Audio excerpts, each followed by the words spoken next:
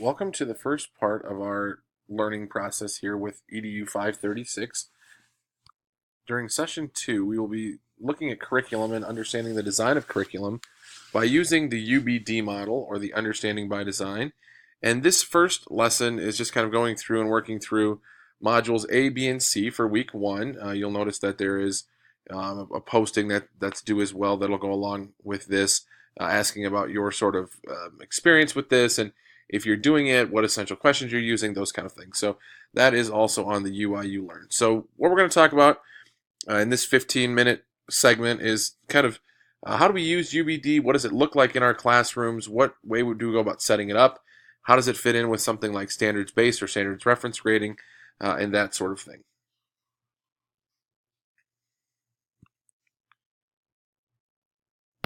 According to the authors Wiggins and McTeague, who are the authors of the textbooks that we're using, UBD comes and reflects on the convergence of two independent ideas. The first one being research of learning and cognition that highlight the centrality of teaching and assessing for understanding. And really that's focusing on what sort of research-based content and strategies are effective in helping students retain information, understand knowledge, learn the content that they need to learn that's dictated through the standards, and also what your classroom goals are and learning targets are for those students.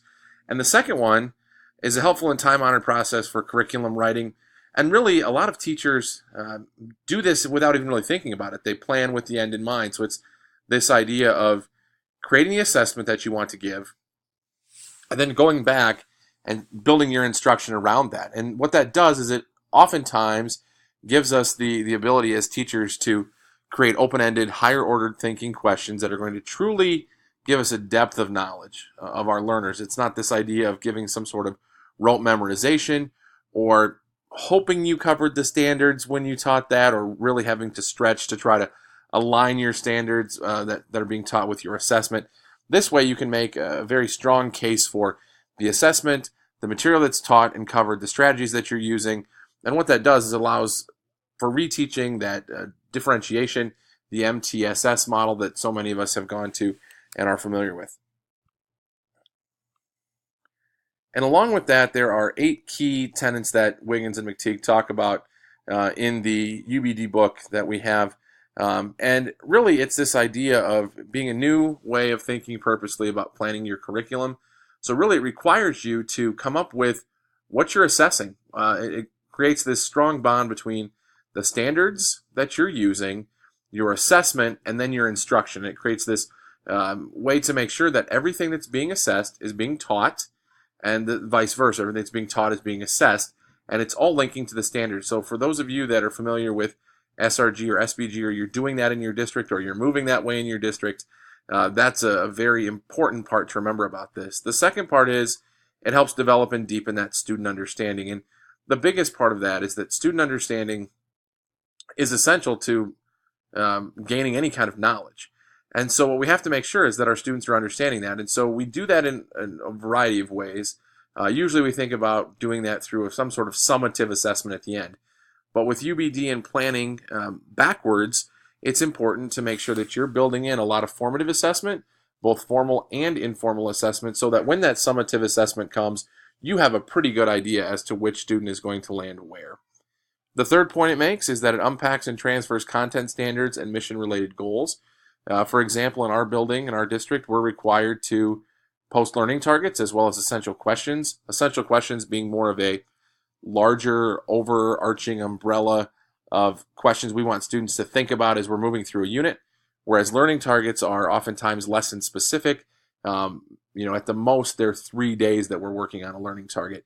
And what that does is it creates a stronger alignment between our teaching strategies, our learning standards, and our actual standards that are coming from the Iowa Core, the Core, NGSS, the new Iowa Social Studies standards, whatever area you fall into.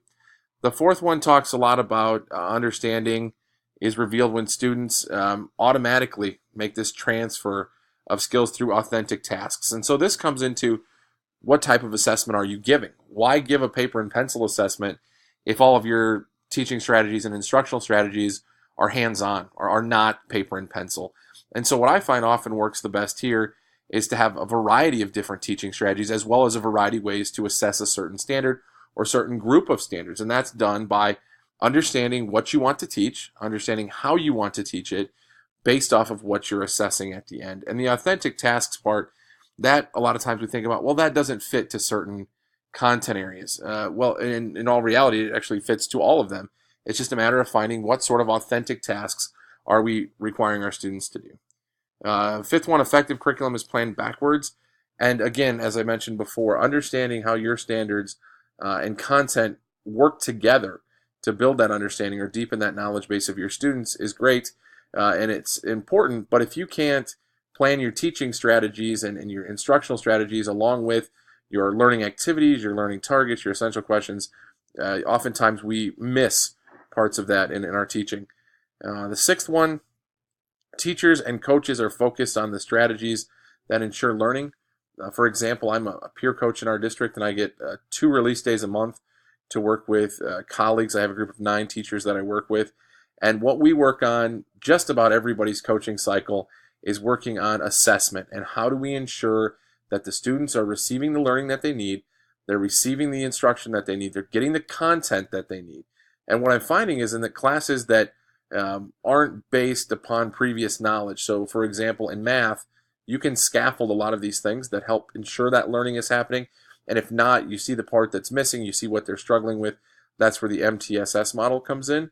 However, in classes like English or art or band, we don't often see those. And so the conversations that we have in those coaching meetings or peer coaching times often are focused on how are you making sure that students are learning? How can you prove that they're learning?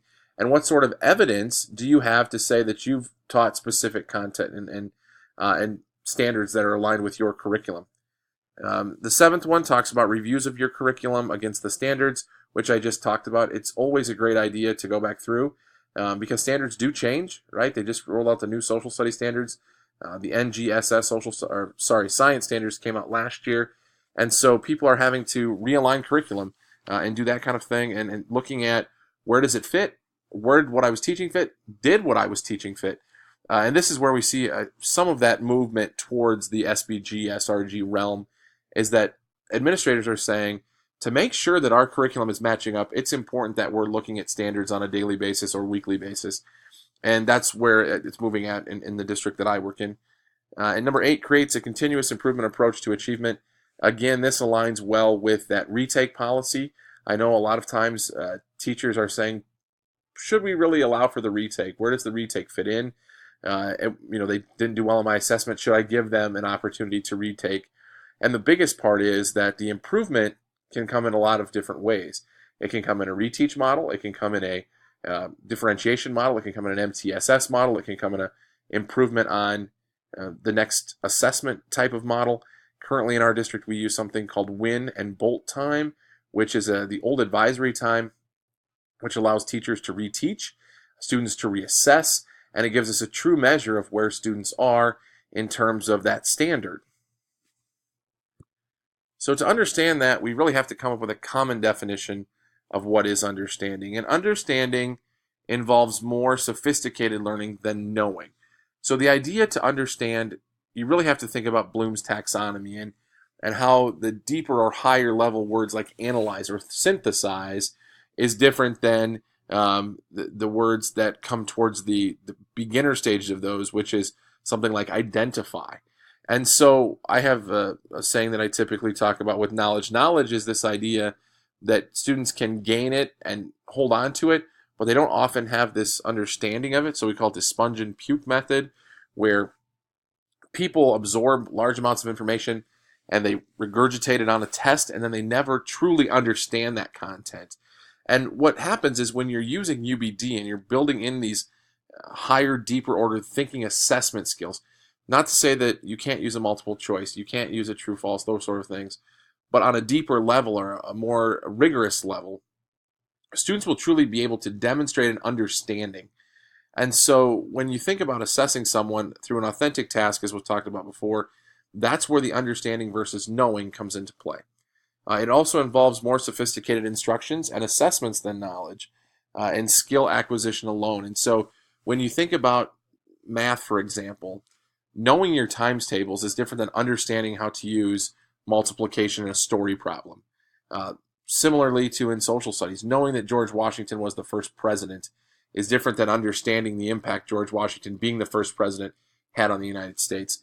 And so that ability to take students from this basic level of knowing to this more advanced level of understanding involves some sophistication, involves some rigor and relevance and things that we need to ramp up in our instruction. And the last one is it's important to remember understanding as the end result takes many forms. So the idea that to be able to sit down and put down all of your knowledge of understanding onto a paper and pencil test isn't always the best method for students and method for teachers. So we come up with things like projects or simulations or completing some kind of authentic learning task in a science classroom with an experiment, or playing a certain piece of music, constructing a certain piece of artwork. So that's where we can see that understanding comes in many forms. It doesn't have to be something that's sat down and written out.